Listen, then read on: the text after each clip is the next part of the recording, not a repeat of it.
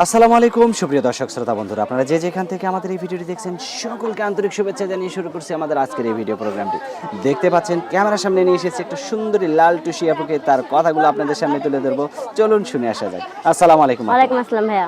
কেমন আছেন আপনি? আলহামদুলিল্লাহ ভালো। আপনার নাম কি আপু? আমার নাম মিম। মিম। হুম। মিম আপু কোথায় থাকেন? আমি থাকি বিক্রমপুর। আর আপনার বিক্রমপুরে কি আপনার জন্মস্থান নাকি থাকেন না, বিক্রমপুরে? বিক্রমপুর আমার জন্মস্থান, আমি থাকি অন্য জায়গায়। আচ্ছা, তো আপনার বাবা মা আছে সবাই? মা আছে, একটা ছোট ভাই আছে, আর বাবা হলে বিয়ে করে চলে গেছে ছোটবেলায়। আচ্ছা, তো আপনার এখন কোনো কাজ বাজ করা হয়? হ্যাঁ ভাই, সেলাই মেশিনের কাজ করি। সেলাই মেশিনের? হুম। মাশাআল্লাহ, অনেক সুন্দর কাজ। সেখানে কত টাকা পান? সেই মাসে 5,000। মাসে 5,000? হুম। আপনার ফ্যামিলিতে কে কে আছে এখন? আমার মা আর আমার ছোট ভাই। কাজ করে কে কে? আমি একাই। আর আপনার মা? আমার আম্মা অতটাও কাজ করতে পারে না, বয়স্ক মানুষ, সংসার সামলায়। সংসার সামলায়? হুম। তো এখন আপনি যে ক্যামেরার সামনে আসছেন, আপনাকে তো বিয়ে করতে চাইবে, আপনার বিয়ে হয় নাই? না ভাই, আমার বিয়ে হয় নাই। কিরকম মানুষ হলে বিয়ে বসবেন?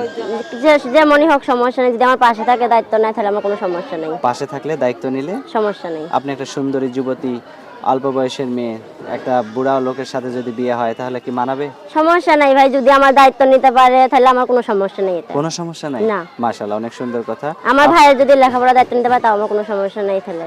আচ্ছা আচ্ছা আচ্ছা, আপনার ভাই বয়স কত? আমার ভাইয়ের বয়স 10। 10? হুম। এখনো স্কুলে ভর্তি করার নাই?